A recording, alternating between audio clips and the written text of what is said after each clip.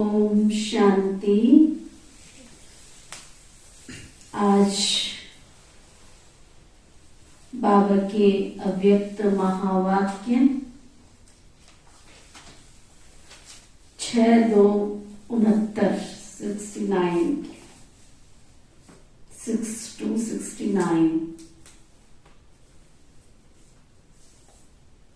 बाबा के महावाक्यों का टाइटल है महिमा सुनना छोड़ो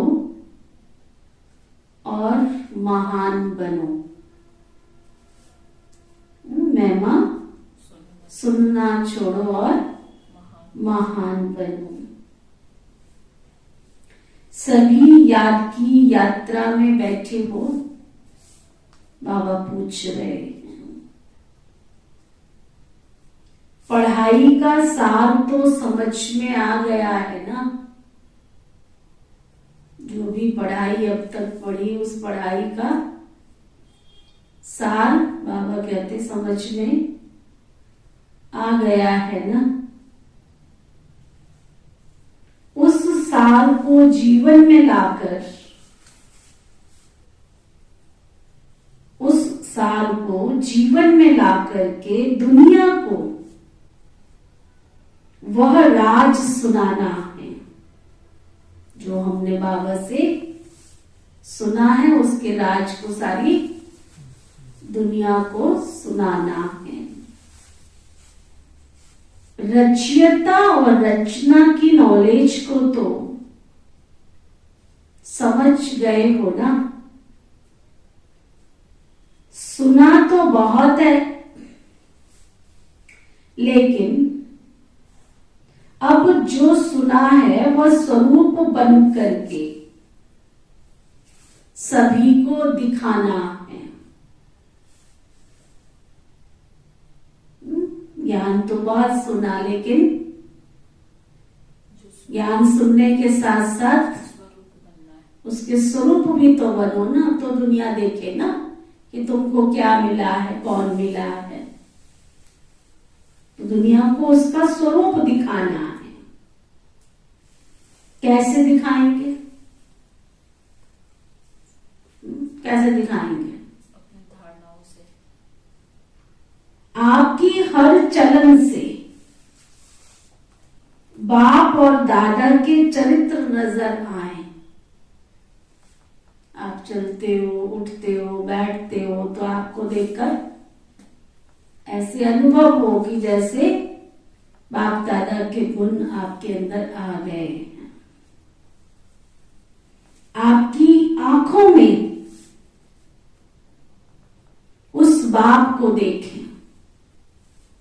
अगर कोई आपको देखे तो आपकी आंखों में झांके तो क्या दिखाई दे? बाबा दिखाई दे। आपकी वाणी से उन्हीं की नॉलेज को सुने। अगर आप बात भी कर रहे हो तो मुख से क्या केवल बाबा की बातें ही निकले मुंह से, इधर उधर की तेरी मेरी नहीं, सिर्फ बाबा की बातें। हर चलन में हर चरित्र समाया हुआ होना चाहिए। आपके उठने में, आपके बोलने में, आपके व्यवहार आने में बाबा कहते चरित्र दिखाई देना चाहिए। सिर्फ बाबा के चरित्र नहीं, लेकिन बाप के चरित्र देख बच्चे भी चरित्रवान बन जाएं। जो आपके संपर्क में आ रहे हैं वो भी चरित्रवान बन जाएं। आपके चित्र में उसी अलौकिक चित्र को देखें। आपके व्यक्त रूप में अव्यक्त मूर्त नजर आवे। वो आप साधारण, परंतु आपको देखते हुए अव्यक्त रूप दिखाई दे। ऐसा पुरुषार्थ करके जो बाप दादा ने मेहनत की है,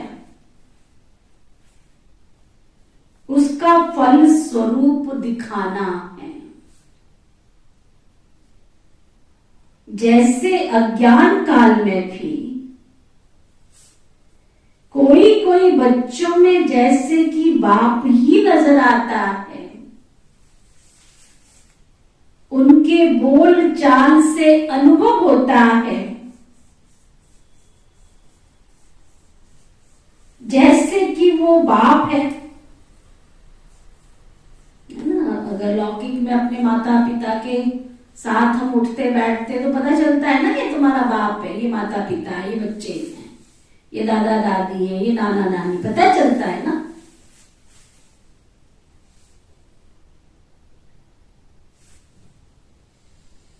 इसी रीति से जो अनन्य बच्चे हैं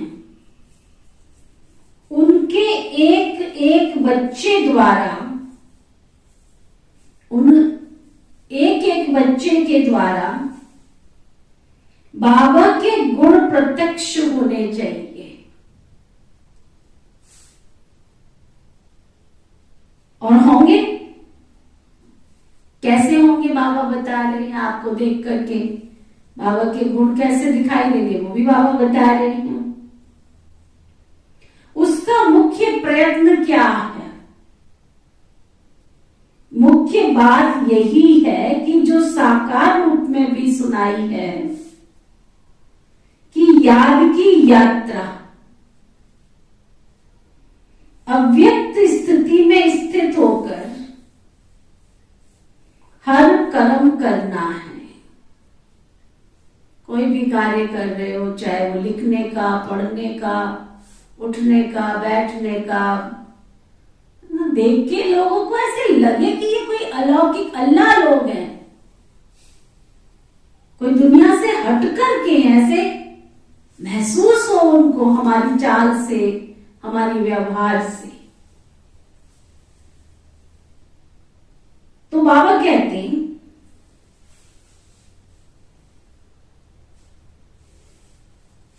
उसका मुख्य प्रयत्न क्या है? मुख्य बात यही है कि जो साकार रूप से भी सुनाई कि याद की यात्रा अव्यक्त स्थिति में स्थित होकर हर कर्म करना है। अब तो बच्चों को बहुत सामना करना है। बाबा ने पहले इशारा दिया, देखो हम 69 के महावाक्य पढ़ रहे हैं और बाबा ने उस समय इशारा दिया कि बहुत बातें आएंगी, बहुत सारी समस्याएं भी आएंगी, लेकिन उन सब बातों का सामना करना है। लेकिन समर्थ बाबा साथ है, इसलिए कोई मुश्किल नहीं है।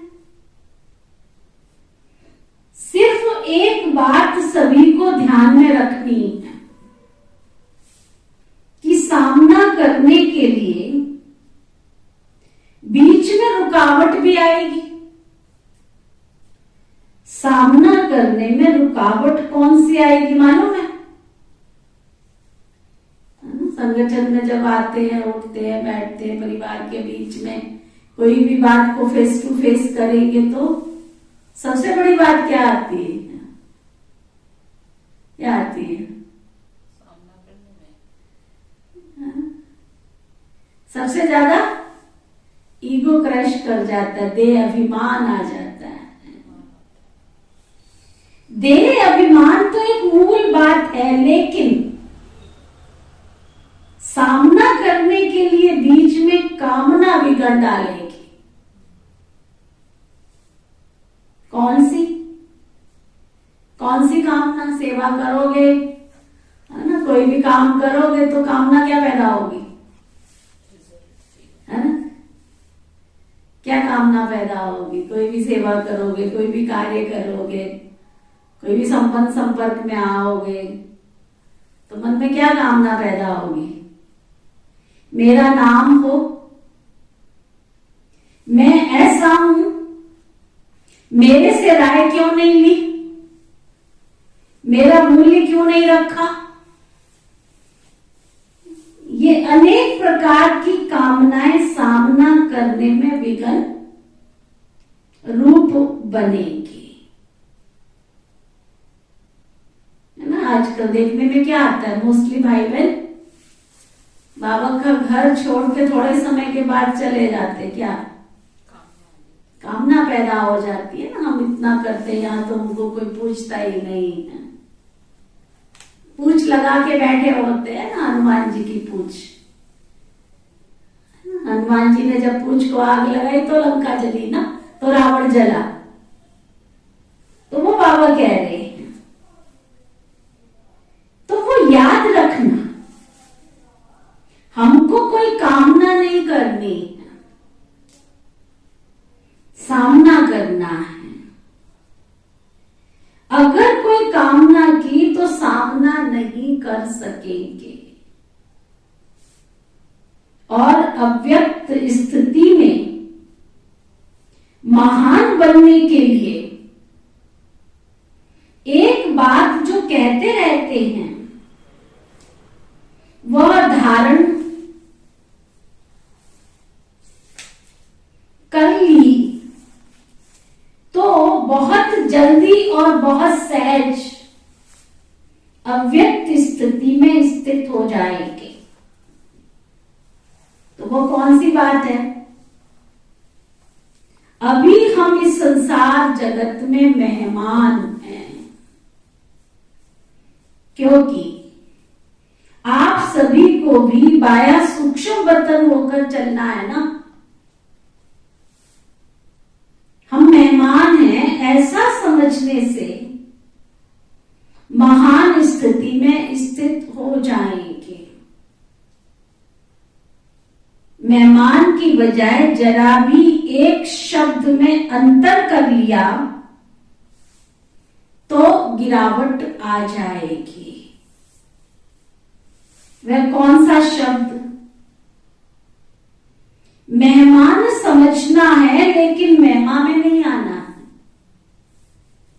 इस संसार जगत में हम आए हैं, मेहमान हैं, लेकिन महिमा में नहीं आना है।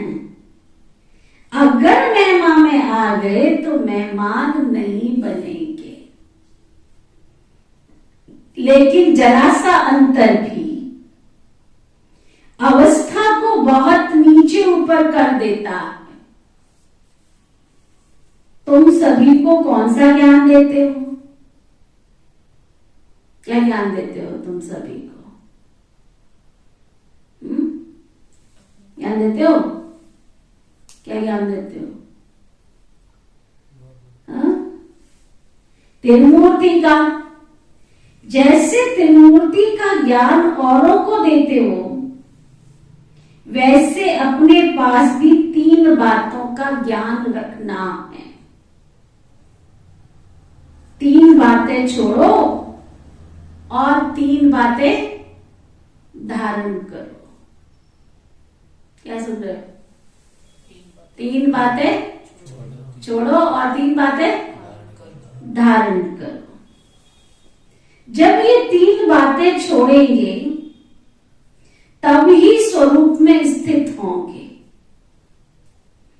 सर्विस में सफलता भी होगी। तो बताओ वो 3 बातें कौन सी है? वो 3 बातें कौन सी छोड़नी है? क्या कौन सी छोड़नी? सुन रहे हो पीछे? 3 बातें कौन सी छोड़नी है?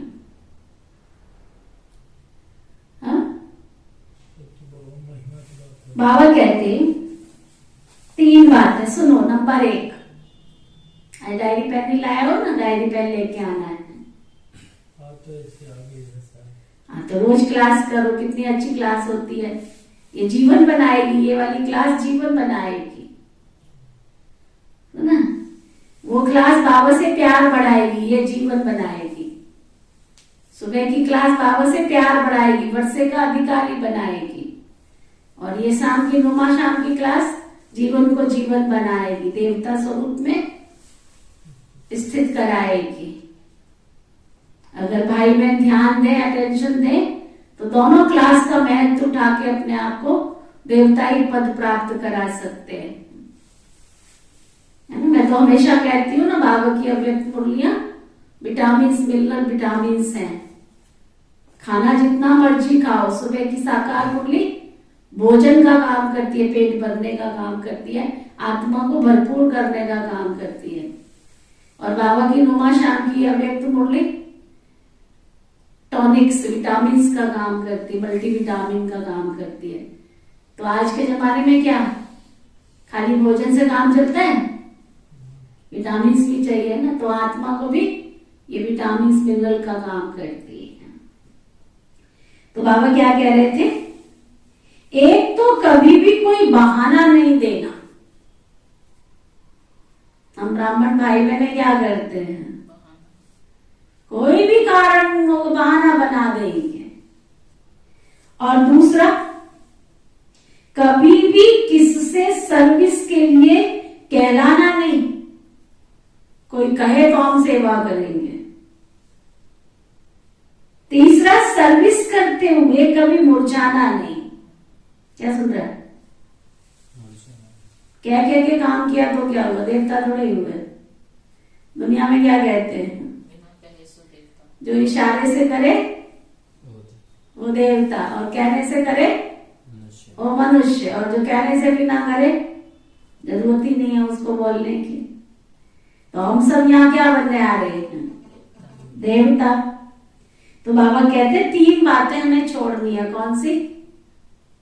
अपने आप से पक्की करानी है। एक तो हमने कोई भी बहाना नहीं बनाना। आज लाइट नहीं थी, आज सर्दी है, आज गाड़ी में पेट्रोल नहीं था, आज ये था, रिश्तेदार आ गए थे। कितने बहाने ढूंढते हैं। कुछ नहीं तो पेट दर्द था, कुछ नहीं तो बुखार आ गया था। पता नहीं कितने बहाने ढूंढ लेते हैं। बहानों की अगर लंबी लिस्ट निकाले ना, बहुत लंबी लिस्ट है, मन को उलझा लेते, अपने आप ही उलझा लेते हैं। तो दूसरा, सेवा करने में कहलवाना नहीं है। घर में कोई क्या क्या काम करते हैं कि अपना घर होता है तो अपने आप उसको सफाई भी करते हैं, उसको सजाते भी है ना, घर की आवश्यकताओं का ध्यान भी रखते, क्या क्या के थोड़ी करते हैं। और तीसरा, सेवा करते हुए कभी मुरझाना नहीं है। तो बहाना, कहलाना और मुरझाना, ये 3 बातें छोड़नी है। और फिर कौन सी 3 बातें धारण करनी है? क्योंकि जो रिक्त स्थान हुआ है, खाली स्थान हुआ है, उसको भरना भी तो पड़ेगा ना। तो 3 बातें कौन सी धारण करनी है? त्याग, तपस्या और सेवा। ये 3 बातें अंदर धारण करनी चाहिए। तपस्या अर्थात याद की यात्रा। सर्विस के बिना भी जीवन नहीं बन सकती, है ना।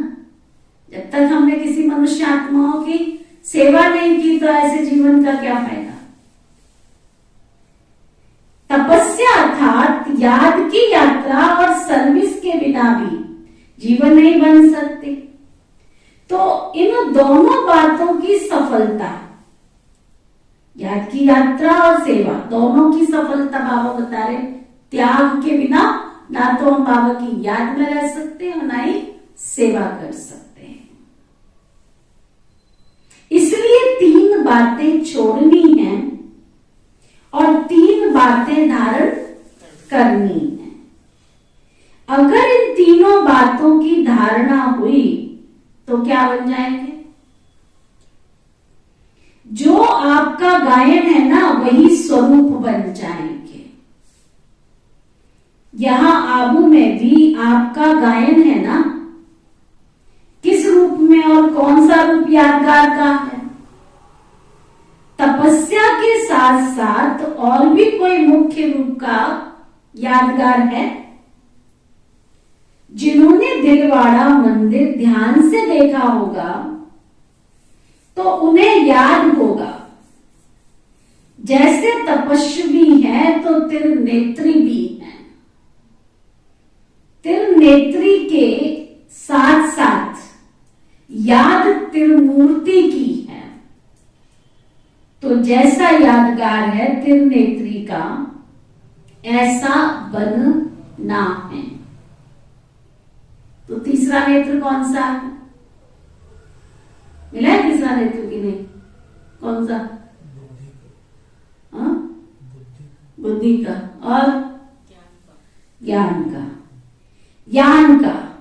ज्ञान का तीसरा नेत्र ही यादगार के रूप में दिखाया है। तपस्वी और त्रिनेत्री। तीसरा नेत्र कायम होगा तभी तपस्वी बन सकेंगे। अगर ज्ञान का नेत्र गायब हो जाता है तो तपस्या भी नहीं रह सकती है। तो इसलिए बाबा की साकार मुरली नहीं पढ़ी तो भी जीवन नहीं बनेगा। कोई सोचे कि चलो अव्यक्त मुरली ठीक है, ज्ञान तो साकार मुरली से ही मिलता है। चारों सब्जेक्टों का ज्ञान, उठना कैसे, बैठना कैसे, खाना कैसे, है ना? तो ज्ञान भी जरूरी है। तो तपस्या भी नहीं रह सकती। इसलिए अब त्रिमूर्ति शब्द को भी याद करके धारणा में चलेंगे तो वह बन जाएंगे जो शक्तियों के लिए गायन है। जो प्रभाव है वो देखने में आएगा। अभी तो गुप्त है ना। अभी तक शक्तियां गुप्त क्यों हैं? क्योंकि अभी तक अपने सोमान, अपनी सर्विस और अपनी श्रेष्ठताएं अपने से ही गुप्त हैं। अपने में जो बाबा ने हमारे में इतनी शक्तियां भरी, अपने को ही हमने अपनी अच्छी तरह से जाना नहीं है, पहचाना नहीं है। हम कौन है, क्या कर सकते हैं। तो अपने से ही गुप्त होने के कारण सृष्टि से भी गुप्त है। तो जब अपने में प्रत्यक्षता आएगी तभी सृष्टि में भी प्रत्यक्षता होगी। इसलिए बाबा कहते तुम जो हो, जैसे हो, पहले अपने आप को वैसा जानो, मानो, फिर पहचानो। तभी तुम्हारे अंदर वो शक्तित्व जागेगा ना, तभी तुम्हारे व्यक्तित्व का विकास होगा ना। अच्छा, तो अभी शिवरात्रि का जो पर्व आ रहा है उनको और भी धूमधाम से मनाना है। बड़े उमंग और उल्लास से सबको परिचय देना है। देखो बाबा अभी से तैयारी करवा रहे हैं, है ना। इसके बाद सबसे बड़ा त्योहार तो शिवरात्रि आएगा। क्योंकि बाबा के परिचय में बच्चों का भी परिचय आ जाता है। बच्चे बाप का परिचय देंगे तो बाप फिर अव्यक्त में बच्चों का परिचय, बच्चों का साक्षात्कार आत्माओं को कराते रहेंगे। तो इस शिवरात्रि पर कुछ नवीनता करके दिखानी है। क्या नवीनता करोगे? हाँ जी, क्या करोगे? हाँ, क्या नवीनता करोगे? लिखो, अपने आप चेक करो, फिर मुझे पर्ची लिख के देना कि ये नवीनता करेंगे।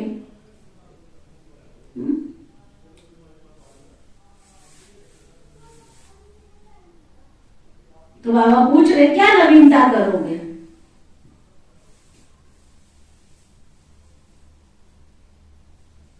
क्या नवीनता करेंगे? अब तक जो भाषण किए हैं वह तो यथा योग्य यथा शक्ति करते ही रहते हो, लेकिन अब खास शक्ति रूप से भाषण करने हैं। शक्ति रूप का भाषण क्या होता है?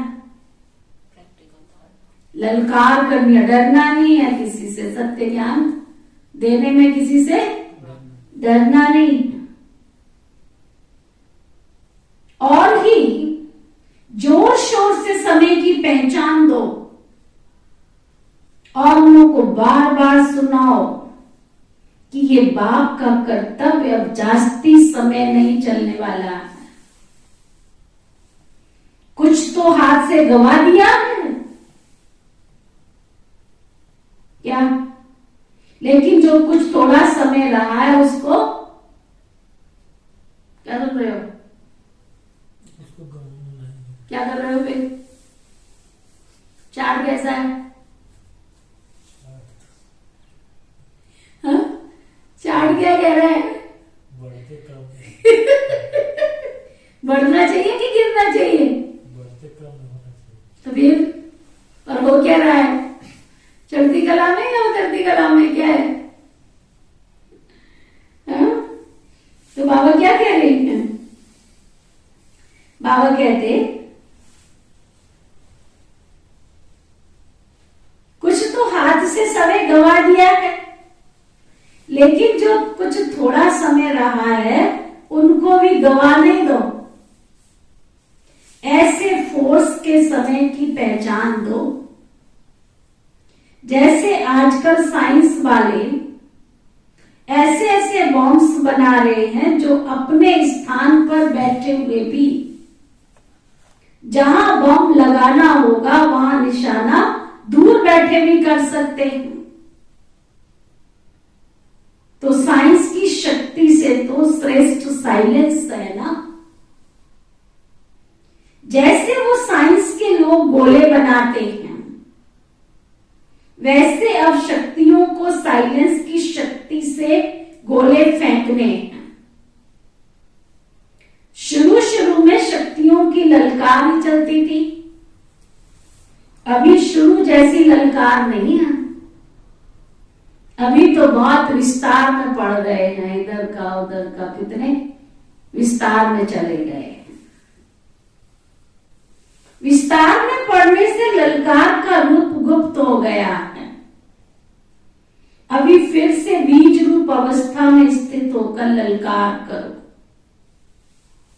उस ललकार से कईयों के बीज पड़ सकता है, कईयों में, लेकिन बीज रूप स्थिति में स्थित रहेंगे तो अनेक आत्माओं में समय की पहचान और बाप की पहचान का बीज पड़ेगा।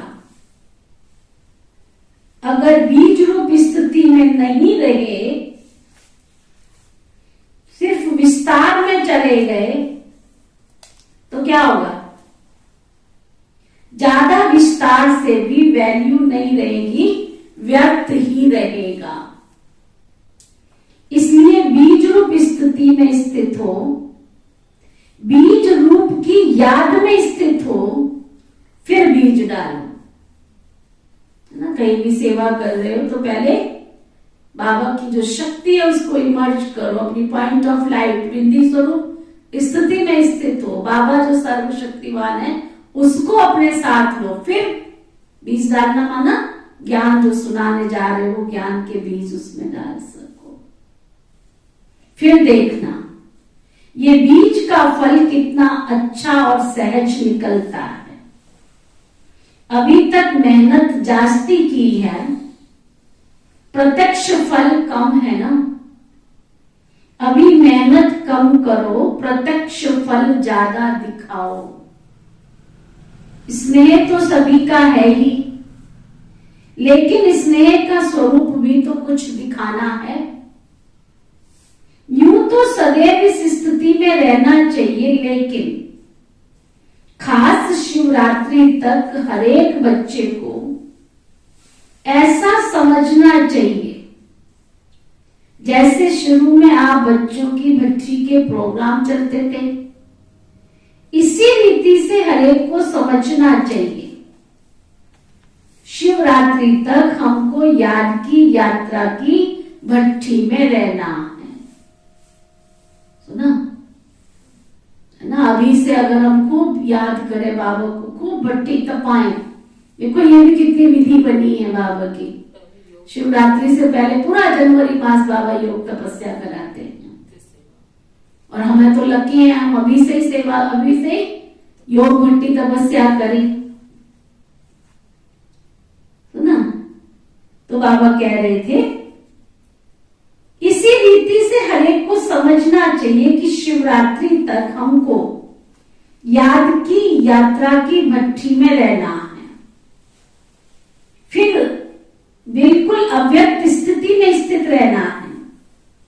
अपनी चेकिंग करने का ध्यान रखो।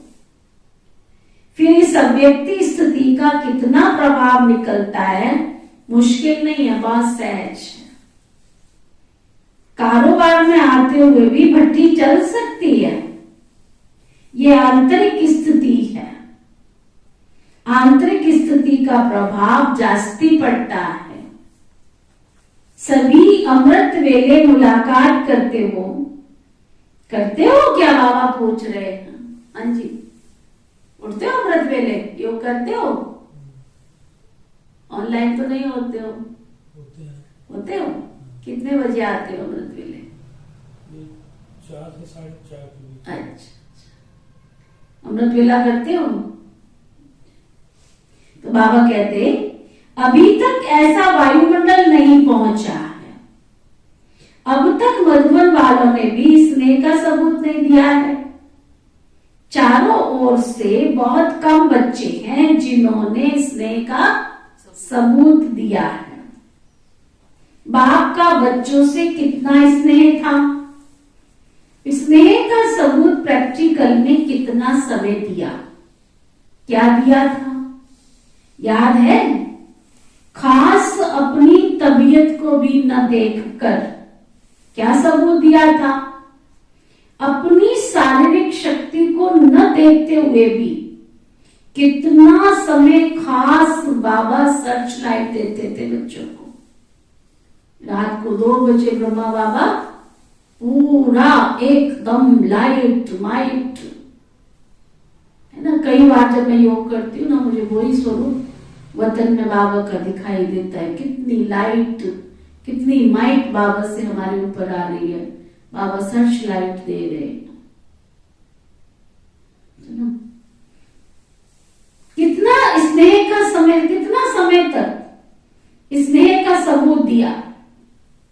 आप कहते थे शरीर पर इफेक्ट आता है, लेकिन बाबा ने अपने शरीर को देखा क्या?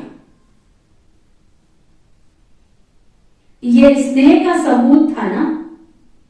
तो अब बच्चों को भी रिटर्न में स्नेह का सबूत देना है।